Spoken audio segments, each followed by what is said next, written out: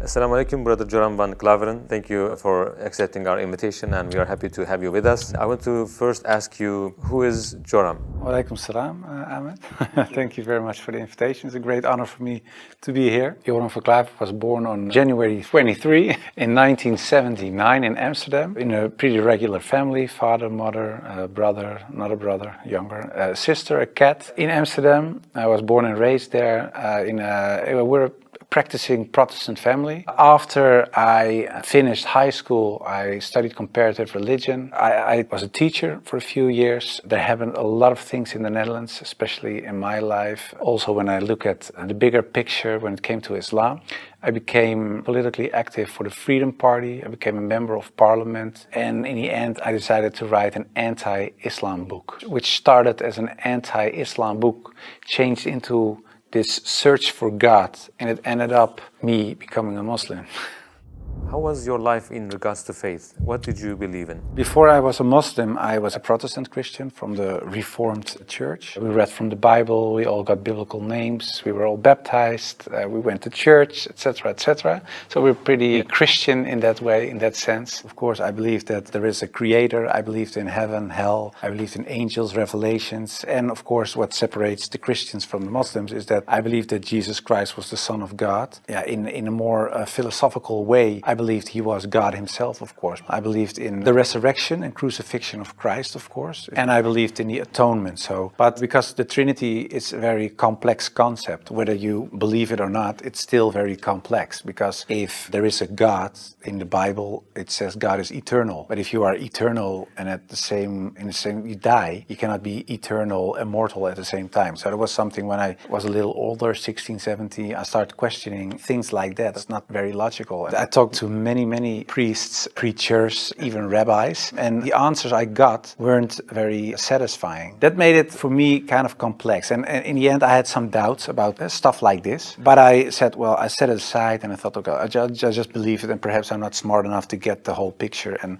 I still believed in God. I still believed that Jesus was a very important person. I believed he was the Son of God, but how it exactly was, I left it for what it was. How and why did you decide to write an anti-Islamic book? After high school, I went to university and I did comparative religion. And the remarkable thing, I think, was that the first day of me going to college was September 11, 2001. Already thought, okay, these Muslim guys are kind of crazy and this religion isn't the truth. Then a few years later was this guy in the Netherlands called Theo van Gogh. He was a famous filmmaker and he was killed in the street. He was shot and they tried to slit his throat and they put a knife in his stomach with a letter on it for another girl, Ayaan Hirsi Ali, and it said, "You are next." So it strengthened my anti-Islam feelings in such a way that I thought, well, I have to become politically active to do something and stop this evil of harming our country. You started politics because of Islam. Yeah, and that really had to do with Islam. That was the reason that I wanted to write a book, to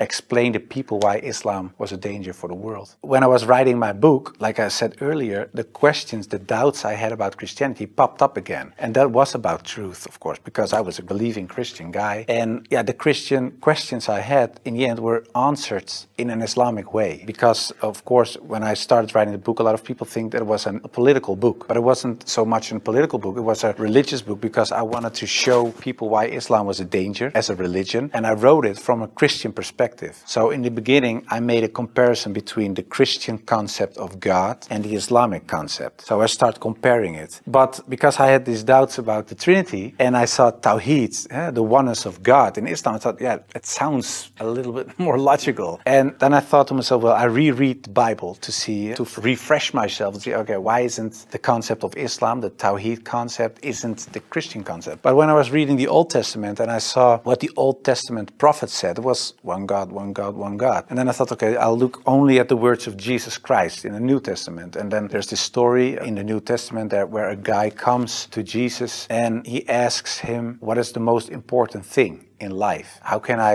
gain paradise? And he said there are two things. He says, "Hear, O Israel, hear your God is one. Treat your neighbor as you want to be treated yourself." So I thought, well, even Jesus Christ says, "Hear, O Israel, your God is one." So I thought, well, this whole Muslim concept of God sounds more logical, and it's the same concept that I find in the Old and the New Testament. And I know Christianity as a religion teaches something else, but it isn't the concept of God that I find in the Bible. So after weeks and weeks of study, reading, rereading all kinds of books, I thought to myself, okay, perhaps this oneness of God is something that is true. So that's how it started.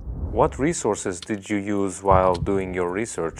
Because I was kind of shocked, I started writing to several authorities on these religious matters. And one of the guys that I wrote to was Sheikh Abdul Hakim Murad, and he's a professor from Cambridge University. But in a way, it was kind of strange, of course, because I was a politician back then still. I was writing an anti-Islam book with an anti-Islam purpose. And I'm asking this Muslim professor from another country, can you help me?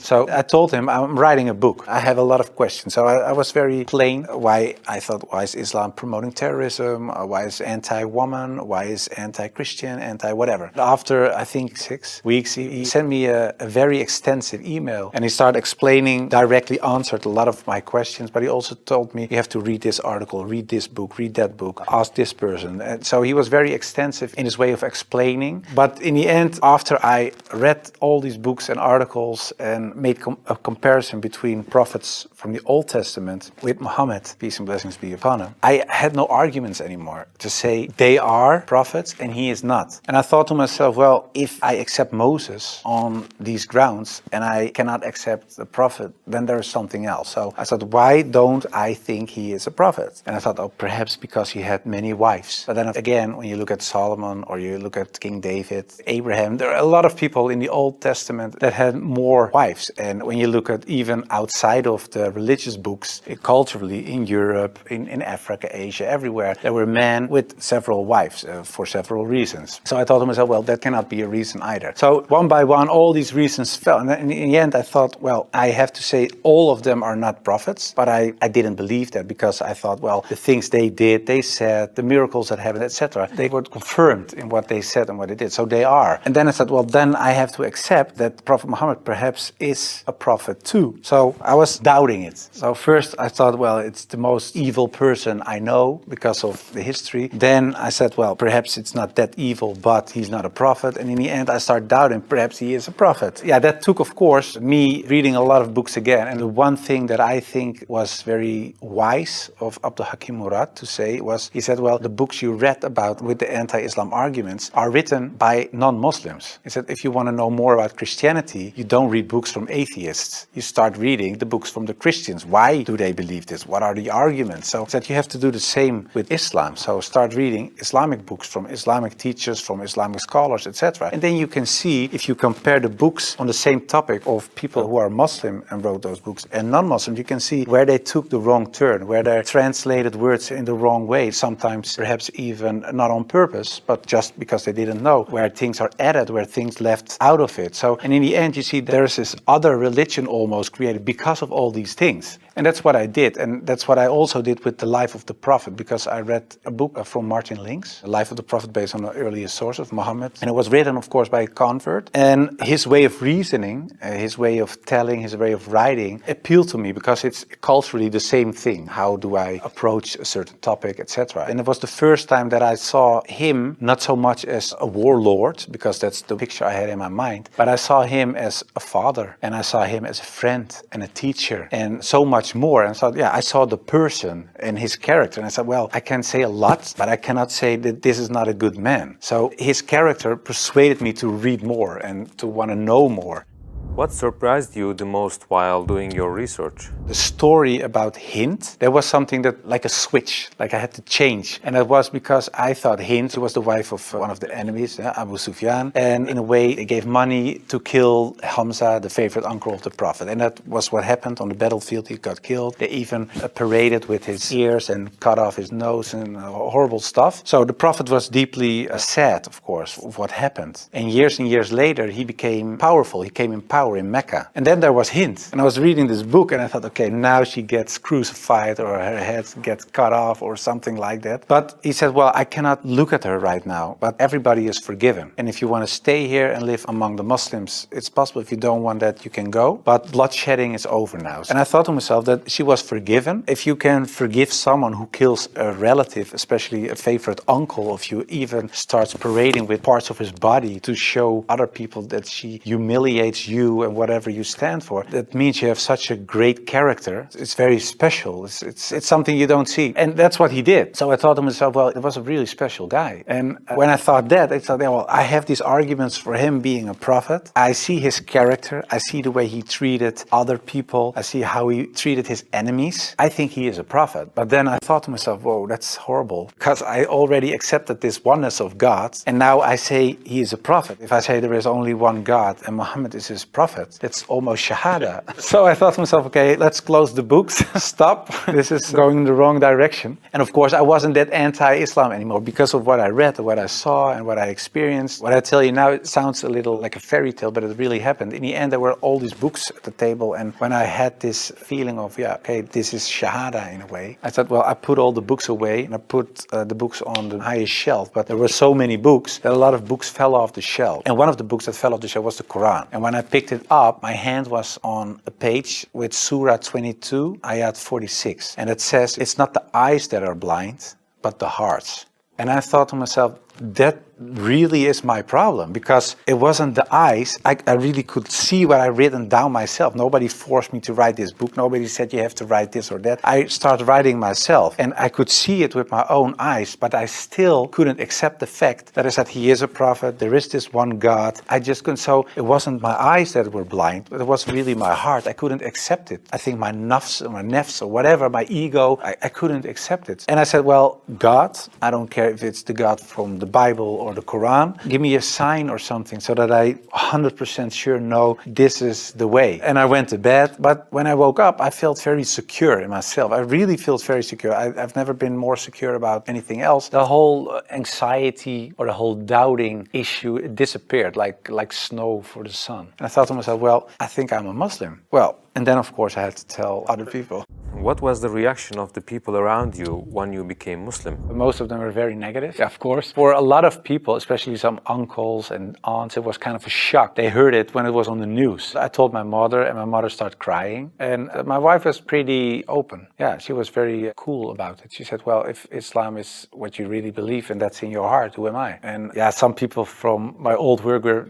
really aggressive. I got over 2,000 death threats from people who used to support me, of course. People who voted for me. People said the most horrible things. We will rape your wife, shoot you, we know where your children go to school, stuff like that. And most of them, of course, is nonsense because they're crazy people writing things on their computer. So it was kind of a hectic time. And I had to tell my work, of course, and it was this Christian organization. So to say that the leader of the pack, he said, I can't believe it. And he said, well, I noticed this change when you talked about certain topics on radio. You were kind of a little more mild, not so harsh anymore, but you becoming a Muslim. And after I said, yeah, I became Muslim, he said, I couldn't sleep for it for 2 days. I couldn't accept it. It was so strange. But the hardest part for me was telling my grandfather, because my grandfather was dying and he was 93, 94 years old and he was on his deathbed at home. I had to tell him, and my mother told me, yeah, you have to tell your grandfather. It was her father. So I said, well, then you have to come with me. It's got like a shield. And I just said, well, grandfather, I became a Muslim. And then he closed his eyes. And I thought he stopped breathing because, yeah, he was so old. And he really stopped breathing for a while. And then he started breathing again. And he looked at me and he said, well, at least you didn't become a Catholic.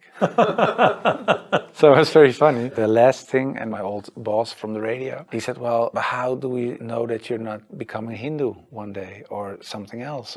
And I told him, well, I never chose a religion one time. And it was when I became a Muslim. Before that, I didn't choose my religion. I was born in a Christian family. I was raised in a Christian way. And I'm very grateful for all the good things that it brought me. But it was not my decision. And the only time I made a decision was me becoming a Muslim. And it was the most, like I said, I think the most important decision I made. And it was the most rational decision I made. I never took years and years to decide one thing, only becoming a Muslim. How did you feel when you made your first salah? It's, of course, a beautiful moment, but very strange as well. because as a Christian, you're not used to pray like that. You pray with your hands together and perhaps on your knees in front of your bed or something. But I think it's very beautiful that you really prostrate, so you really bow down in the deepest way for your Lord. So that's a very humbling, beautiful thing, I think, and that, it made me feel very happy.